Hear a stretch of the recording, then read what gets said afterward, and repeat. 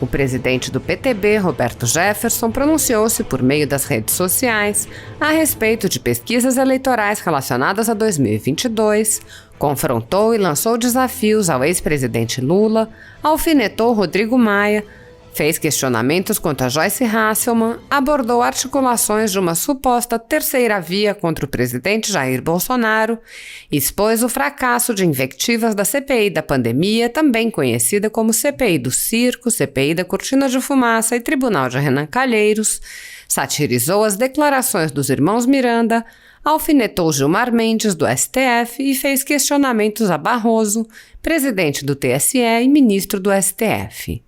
O político asseverou: a escolha entre Bolsonaro e Lula é fácil, mas os mamadores de dinheiro público que estão com o bico seco vão fazer de tudo para que a população acredite que o presidiário está ganhando até no primeiro turno.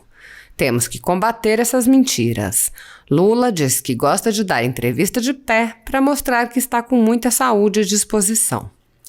Neste contexto, Roberto Jefferson desafiou: então, aproveita essa disposição e vai ali em uma praça pública falar com o povo. Vai numa rodoviária, em uma feira livre, no calçadão da praia. Bora, Lula. Mostra sua disposição. Com o PT no poder, a máquina pública federal foi aparelhada e chegou a ter 333 mil funcionários públicos, um recorde. Com Bolsonaro na presidência, até a Folha de São Paulo teve que reconhecer a forte redução da máquina, que agora tem 208 mil servidores. E querem Lula de volta? Lula não consegue comprar uma pinga sem ser vaiado, disse o nosso presidente Bolsonaro. Não existe uma foto sequer de Lula indo a uma padaria, uma praça ou mesmo comendo um cachorro-quente na esquina. Como quer ser presidente um sujeito que sequer tem coragem de sair na rua? Lula, em entrevista, defendeu o impeachment ou interdição de Bolsonaro. Já eu defendo a volta de Lula para a prisão por ter comandado o maior esquema de corrupção da história. O jornal espanhol El País disse que o presidente Bolsonaro promove um assalto à democracia, acusando o governo de querer dar um golpe, etc. O mesmo jornal, de viés esquerdista, passou anos dando pouco destaque ao assalto aos cofres públicos promovido por Lula, Dilma e PT. Foi bonita a bicicleta no domingo em Recife, em defesa do presidente Bolsonaro e da contagem pública dos votos. Muita gente participando de forma espontânea. E podem esperar, motocicletas e bicicletas irão aumentar de volume nos próximos meses. Já os defensores de Lula, cadê? Com o PT no poder, o BNDES financiou obras bilionárias em Cuba e Venezuela, gerando propina em cascata para o partido, políticos e empresários amigos da esquerda. Isso acabou com Bolsonaro na presidência. Não acredito que os brasileiros irão querer isso de volta. Ora, a gravação dos irmãos Miranda não existia. O celular com as conversas de pressões para a compra de vacinas já não existe mais. O pedido de propina não foi gravado. A corrupção não foi paga. Que maravilha esse escândalo de corrupção. Já o de Lula foi todo documentado. Imprensa afirma que Lula vai adiar sua visita a 5 estados do Nordeste, programada para o final do mês de julho. Ademais, Roberto Jefferson complementou: não tem coragem sequer de ir na padaria da esquina, que dirá fazer viagens a 5 estados, mesmo que no Nordeste. É esse que dizem ser o líder para 2022? A imprensa esquerdinha está dizendo que o tal projeto do semipresidencialismo é um golpe contra Lula. Por que contra Lula? Por acaso ele já está eleito? Por enquanto, é um golpe contra o presidente Bolsonaro, isso sim. O ministro Fábio Faria precisa contratar uma agência de checagem para checar as notícias veiculadas na imprensa, pois o governo desmentiria na hora as fake news dos jornais, rádios e TVs. Vamos para cima.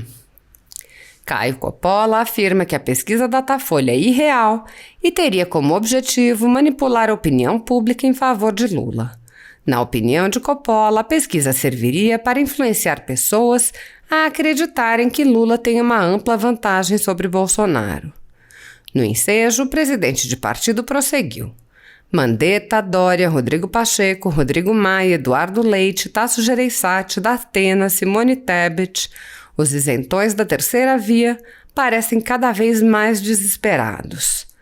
Por onde anda Marcelo Odebrecht, aquele que revelou todo o esquema de corrupção movimentado no departamento de propina da construtora para abastecer o caixa do PT e a conta corrente de Lula? Por que a imprensa não se interessa mais por esse assunto? O Globo pede a Lula que faça gesto de grandeza e troque candidatura por uma de vice-presidente, por exemplo, de Tasso Gereissati. Pense no Brasil, não no PT, pede o Globo. Esperar gesto de grandeza de Lula? Jamais. Ele vive em função da conquista do poder e da chave do cofre. Por onde anda o Palocci? Por que a imprensa se esforça tanto para ignorar as revelações que ele fez e que mostram o tamanho do roubo de dinheiro público comandado por Lula durante muitos anos? Matéria de capa da Folha de São Paulo. Máquina Federal tem enxugamento inédito de servidores. Perguntem se tem algum elogio ao governo Bolsonaro, o responsável pelo enxugamento inédito que está reduzindo despesas na máquina pública. Dessa maneira, o presidente do PTB abordou as conquistas do governo Bolsonaro que causam pânico na esquerda. César Maia disse que pretende se candidatar ao governo do Rio de Janeiro. E o filho, Rodrigo Maia, vai ser o candidato a vice na chapa do Lula? Joyce diz que tem certeza de que foi agredida e que suspeita de 2 pessoas, uma delas um deputado federal. Não demora e ela vai dizer que foi o presidente que mandou baterem nela. Vão vendo. Nessa tessitura, Roberto Jefferson ratificou o apoio de seu partido ao voto impresso auditável e conclamou os cidadãos a contribuírem para essa luta. O PTB está com o presidente Bolsonaro na luta pela implantação do voto impresso e da contagem pública dos votos. Não vamos arredar pé dessa luta. Presidente Bolsonaro divulga resultados do primeiro semestre. 51 obras entregues, 29 ativos leiloados, 927 quilômetros de rodovias, 170 quilômetros de nova ferrovia, 18,89 bilhões em investimento privado contratado. E isso tudo com a esquerda e a imprensa sabotando o país. Força, presidente! Brasil registrou o maior semestre em arrecadação federal em toda a série histórica de 25 anos. Foram 881 bilhões, ou alta de 24,49% comparado a 2020. A economia está bombando como há muito tempo não acontecia. E a esquerda, óbvio, quer sabotar o crescimento do Brasil. Frase do dia. Mais de 60 dias de CPI. E a única coisa que descobriram é que o presidente é motoqueiro. Esses irmãos Miranda fizeram todo mundo de trouxa, hein? Vai ver por isso a imprensa esquerdinha já não fala mais dos dois com a mesma alegria que antes. Randolfo Rodrigues, na CPI, todo dia mostrava uma placa dizendo que o presidente Bolsonaro estava há não sei quantos dias sem desmentir os irmãos Miranda. Os irmãos Miranda estão se desmentindo a si próprios. E o deputado vai ter que responder sobre as mentiras no Conselho de Ética.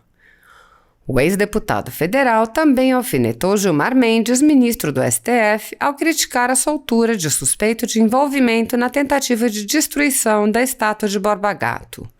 Quando li que a justiça já tinha soltado o criminoso envolvido no incêndio da estátua de Borba Gato, pensei logo no Gilmar Mendes, mas nem foi ele, sim uma juíza de São Paulo.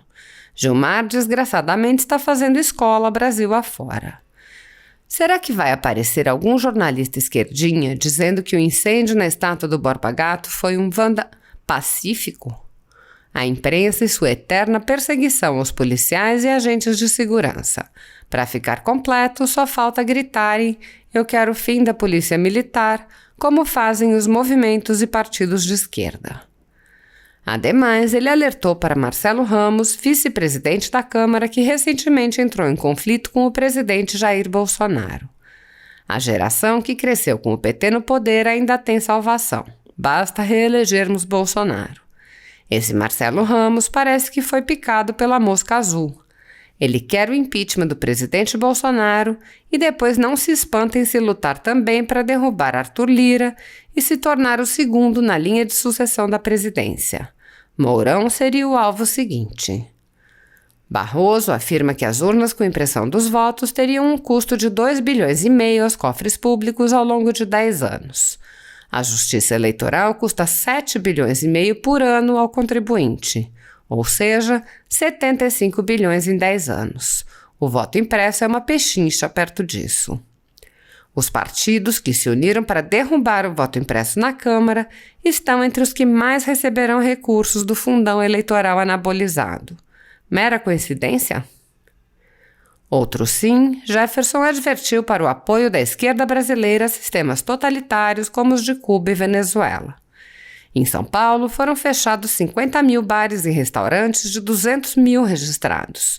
Em Belo Horizonte, foram fechados 3.500 estabelecimentos de 12 mil. Em Pernambuco, foram fechados 7 mil. Em todo o Brasil, estima-se que 335 mil fecharam as portas. Nenhum por ação do presidente.